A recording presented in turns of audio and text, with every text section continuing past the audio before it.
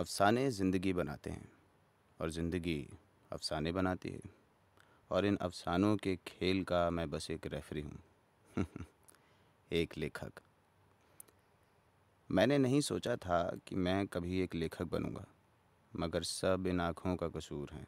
अब जब आप रास्ते में गुज़रते हुए अपने आईफोन पर बिज़ी रहते हैं, तब मेरी नज़र किनारे पर बैठी एक भिखारिन पर पड़ती है। और फिर क्या, एक वो झलक और हो जाती है उथल पुथल दिलो दिमाग में। और इस बेचैनी से निजात पाने का बस एक ही रास्ता होता है। एक कहानी। तो बस यूं कहिए जनाब कि मेरी कहानी बस मेरी आंखों की बदौलत है, जो कमबख्त हमेशा अपना रास्ता भटकती हुई दूसरों की ज़िंदगी की पड़ताल में लगी रहती है। ये कहानी मनु की है। वो 7 साल का था। अभी लगभग 1 बरस ही हुआ था जब अपना गांव छोड़ के मनु का परिवार काम की तलाश में शहर आ बसा था। मनु के बाबा को काम मिला एक कंस्ट्रक्शन साइट पे, मगर 1 साल पूरा भी नहीं हुआ था कि साइट पर एक हादसे में उनकी मौत हो गई। तीजे की बैठक में लोग दूर दूर से आए, अफसोस जताने, तरकीब सुझाने और बेहतरीन सलाह देने के लिए। एक अबला विधवा को इन सब की सख्त ज़रूरत जो रहती है, पर इन सब के परे एक सलाह थी जो वाकई काम आई।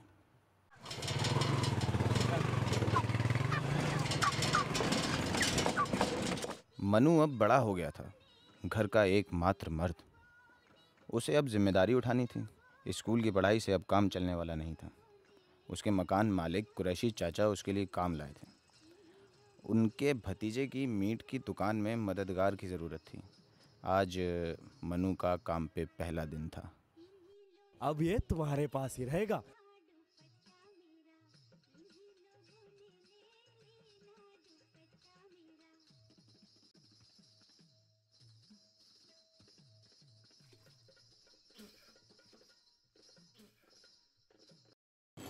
अब मन्नू तूने बताया नहीं, तेरे घर में कौन कौन है?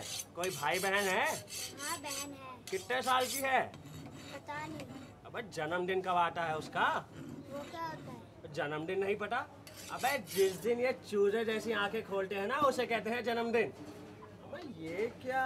अच्छा सुन, ये सामान दे आ, ऑर्डर है, ऑर्डर दे आइयो। 124 नंबर है मकान का, ठीक है? और सुन, मैं पूरी बात तो सुन ले। कल मंडी से माल तू ही लेके आएगा। सारा वो चुन्नी बहुत बहुत छुट्टी करने लगा है। चल अब जा।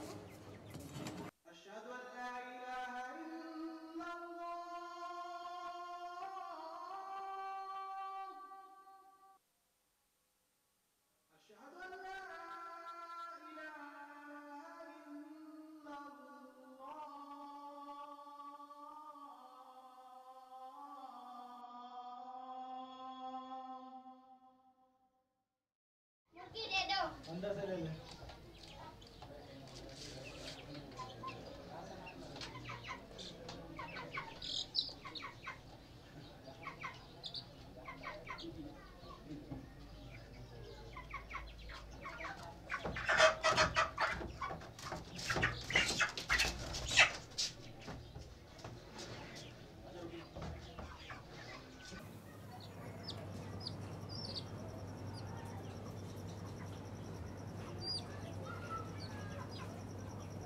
जन्मदिन 14 अगस्त।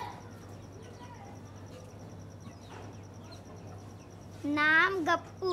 मैं पहली बार आया था तो बहुत डर गया था, अब मैंने सब डर को भगा दिया। आ गया तू? ये साला चुन्नी आज फिर से लेट है। यहाँ बोनी का टाइम हो गया है और वो मुर्गी ही नहीं लेके आया। देख रहे मन्नू, अगर वो चुन्नी आए तो उसे रोक के रखना।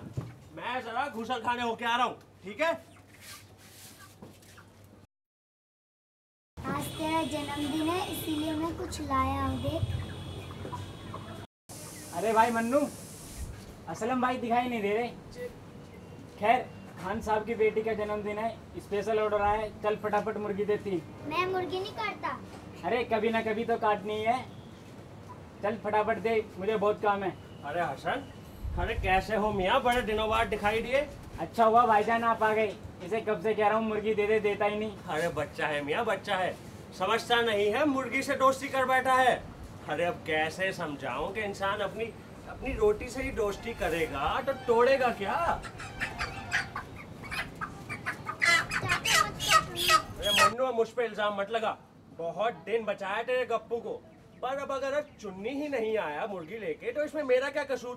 बोनी तो करनी ही है ना। गप्पू।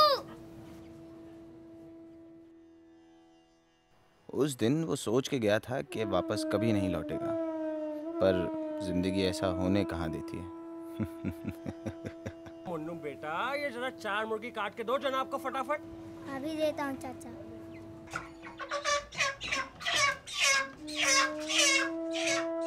सोचा था जैसा वैसा न हो सका तेरा जन्मदिन, सब काल का खेल है। जिस दिन बांटी थी सांस तेरी रूह को, उसी दिन निचोड़ ली सोंख ली।